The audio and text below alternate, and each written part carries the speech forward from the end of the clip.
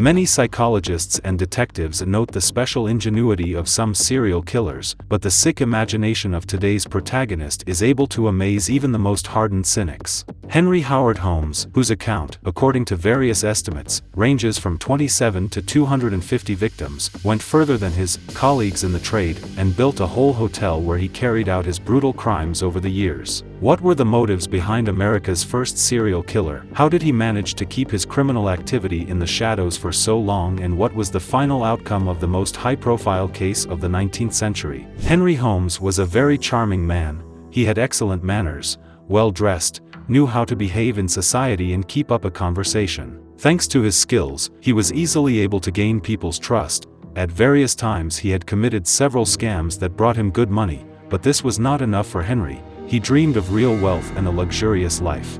He soon met Dr. Holton, the owner of a drug store that was suffering from cancer. Jumping at the opportunity to take over the pharmacy, Holmes assured the doctor's wife that she would not be able to run the family business after her husband died.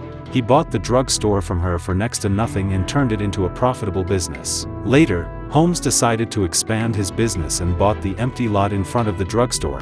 Combining the territories, he began to build a hotel, which the locals nicknamed the Castle. The imposing building consisted of 3 floors.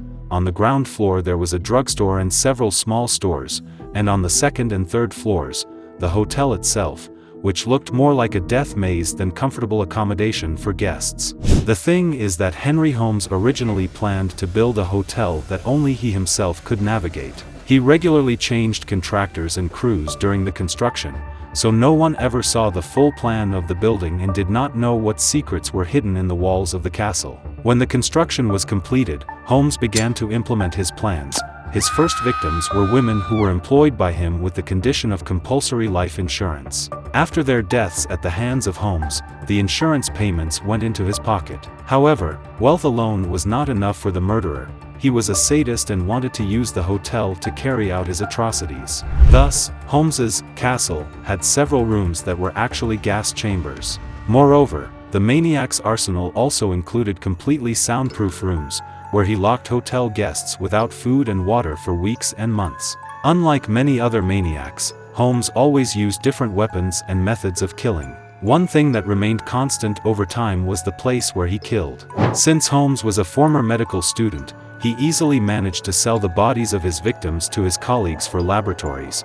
As a rule, they were not interested in where Henry gets so many corpses, but if someone started asking unnecessary questions, the owner of the castle immediately got rid of the curious Philistines. Experts estimate that he had between 27 and 250 victims. In 1894, Henry Holmes again attempted to commit fraud, but this time he could not escape punishment.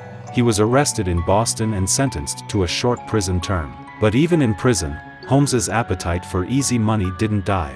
He met an inmate named Benjamin Pitzel and offered him to take part in a swindle. According to Holmes' plan, Pitzel was to fake his own death, so his wife Carrie would receive $10,000, and then that sum would be divided among the accomplices. When Mrs. Pitzel received the payment and her husband and Henry were set free, Holmes killed Benjamin and figured out how to get rid of Carrie and her 5 children. Henry convinced Mrs. Pitzel that her husband was alive and waiting for her in the secret hiding place they had chosen, and also convinced the woman to give him custody of her 3 children, Alice, Nellie, and Howard. He explained that this would make it easier for Carrie to reach her destination. In the weeks that followed, Holmes sent regular telegrams to Mrs. Pitzel, telling her how well he was spending his time with her children. In reality, however, things were different. According to witnesses who saw Henry in the company of children, they looked exhausted, frightened and tired, but Holmes did not show any interest in them. Soon the killer got rid of the children and continued to cheat the woman to get to the proceeds of her insurance money. However, it was Henry Holmes' insane greed that ultimately ruined him. The fact is that in all the places where he stayed with the children, he was very well remembered. A well-dressed gentleman and dirty children in rags attracted public attention. Later, when Holmes' former cellmate was released, he wrote a letter to the insurance company detailing his fraudulent plan and giving the name of the lawyer who had agreed to carry it out. The company employees immediately linked the letter to the recent Benjamin Pitzel case and turned the information over to the police. On November 17, 1884, Holmes was taken into custody. thanks to numerous witnesses who had seen Henry at various times in the company of Mrs. Pitzel's children, and to the letters the children had written to their mother. The murderer, naturally, did not poison them, but kept them with him. The investigators had no difficulty in reconstructing his itinerary and examining the houses and hotels where he stayed. The remains of his murdered children were found in one of the houses he rented in Toronto. Soon the police visited his hotel in Chicago.